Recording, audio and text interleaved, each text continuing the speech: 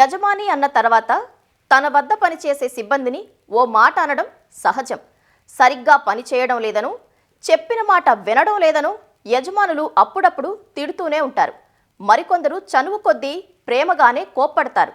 కానీ అలా యజమాని తిట్టాడని కక్ష పెంచుకున్న ఓ ఉద్యోగి తాను పనిచేసే సంస్థను ముప్పు తిప్పలు పెట్టాడు. ఏకంగా యజమానికి 7 కోట్లకు టెండర్ పెట్టాడు. మరి ఇంతకీ ఆ ఉద్యోగి చేసిన పనేంటి? యజమానికి అంత పెద్ద మొత్తంలో నష్టం ఎలా చేశాడు? చివరికి పోలీసులకు ఎలా చిక్కాడు? జరిగిన నష్టమంతా రికవరీ అయ్యిందా?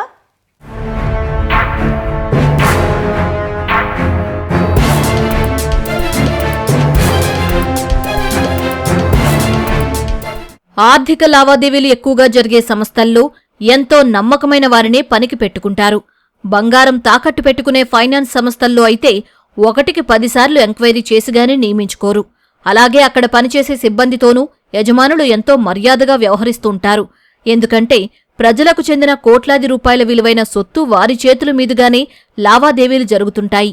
ఏమాత్రం తేడా వచ్చినా మొత్తం తలకిందులవ్వడమేగాక కంపెనీ పేరు దెబ్బతింటుంది. కానీ ఓ సంస్థ యజమానికి కింది స్థాయి సిబ్బందిని తిట్టడం ఎలాంటి పరిణామాలకు దారితీస్తుందో చూద్దాం.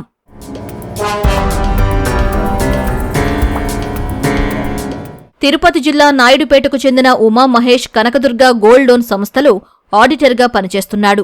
రాష్ట్ర వ్యాప్తంగా ఉన్నవారి బ్రాంచులకు వెళ్లి ఆయా శాఖల్లో ఉన్న బంగారం నిల్వలు, వాటి లెక్కలు, వినియోగదారులకు చెల్లిస్తున్న నగదు వివరాలు పరిశీలించి మెయిన్ బ్రాంచుకు తెలియజేస్తూ ఉంటాడు. అదేవిధంగా గత ఏడాది సెప్టెంబర్ 9న ఏలూరు జిల్లా చింతలపూడి బ్రాంచ్కెళ్లాడు. మేనేజర్ సమక్షంలో లాకర్లలో ఉన్న బంగారం మొత్తం బయటకు తీయించాడు. సాయంత్రమైనా బంగారం పరిశీలిస్తున్నాడే తప్ప బయటకు వెళ్లడం లేదు. బ్రాంచ్ మేనేజర్కు అత్యవసర పని ఉండడంతో క్యాషియర్కు చెప్పి బయటకు వెళ్లిపోయాడు. ఇదే అదనుగా క్యాషియర్ను కొబ్బరి నీళ్లు తీసుకురావాలని చెప్పి అతను వచ్చేలోపు బంగారం మొత్తం తీసుకుని ఉడాయించాడు.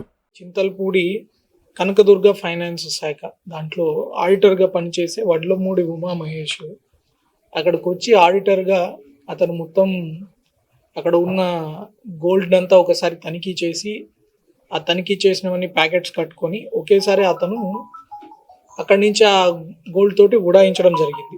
వాళ్ళ ఓనర్తో వచ్చిన విభేదాల వల్ల ఓనర్లని ఇబ్బంది పెట్టాలని చెప్పి ఈ ప్యాకెట్స్ అన్నిటినీ ఇంత 4.48 కిలోలు సుమారు 4.5 కిలోల గోల్డ్ ఆభరణాలన్నీ తీసుకుని పరారైనడం జరిగింది. కొబ్బరి నీళ్లు తీసుకుని తిరిగి వచ్చేలోపు అక్కడ ఆడిటర్తో పాటు బంగారం కనిపించకపోవడంతో క్యాషియర్ ఆందోళన చెందాడు. బ్రాంచ్ మేనేజర్కు సమాచారమిచ్చి పోలీసులకు ఫిర్యాదు చేశాడు. అప్పటినుంచి నిందితుడి కోసం పోలీసులు గాలిస్తూనే ఉన్నారు. బంగారం తీసుకుని బయటకు వచ్చిన మహేష్ ఆటో ఎక్కడం తప్ప ఎక్కడా అతని జాడ కనిపించలేదు. ఫోన్ స్విచ్ ఆఫ్ చేసుకుని కొన్ని వారాల పాటు బయటకు రాకుండా అజ్ఞాతంలో గడిపాడు.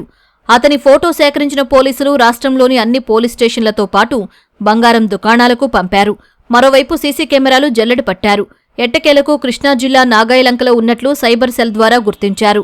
పోలీసులు అతన్ని అదుపులోకి తీసుకుని 378 ప్యాకెట్లలోని 4.5 కిలోల బంగారం స్వాధీనం చేసుకున్నారు. కేవలం తన ఖర్చుల కోసం ఒక ఉంగరం మాత్రమే మహేష్ అమ్మినట్లు పోలీసులు తెలిపారు.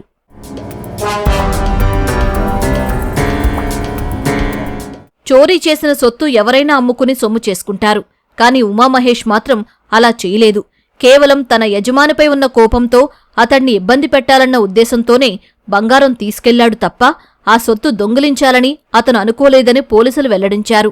అదే సంస్థలో పనిచేస్తున్న తన భార్యకు జరిగిన అవమానానికి ప్రతీకారం తీర్చుకునేందుకే ఇలా చేసినట్లు విచారణలో నిందితుడు వెల్లడించాడు. ప్రతి సీసీటీవీ కెమెరా వెతికి ఎక్కడెక్కడ వెళ్ళాడు, తాడేపల్లిగూడెంకి వెళ్లారు, తర్వాత అక్కడి నుంచి వైజాగ్కి వెళ్లారు, అక్కడి నుంచి మళ్ళీ ఎక్కడ వెళ్లారు అన్ని ట్రేస్ చేసుకుంటూ ఆయన్ని ఫైనల్గా ఈ నాగాయలంక దగ్గర పట్టుకోవడం జరిగింది. పట్టుకొని ఆల్మోస్ట్ ఆయన తీసుకెళ్లిన మొత్తం ప్రాపర్టీని కూడా రికవర్ చేయడం జరిగింది. ఒక్క చిన్న ఉంగరం ఒకటేనా, ఒక 6 గ్రాముల ఉంగరం తప్ప మిగిలిన మొత్తం గోల్డ్ ఇంటాక్ట్ ప్రాపర్టీ. ఆ ప్రాపర్టీని అంతా రికవర్ చేశారు. ఈ ప్రాపర్టీ విలువ కూడా మార్కెట్లో ఇప్పుడు సుమారు ఒక 7 కోట్ల దాకా ఉండొచ్చు. ఈయన ఎందుకు చేశారు, ఏం చేశారని విచారించినప్పుడు ఈయన కూడా కొంచెం డిప్రెషన్లో ఉన్నాడని తెలిసింది.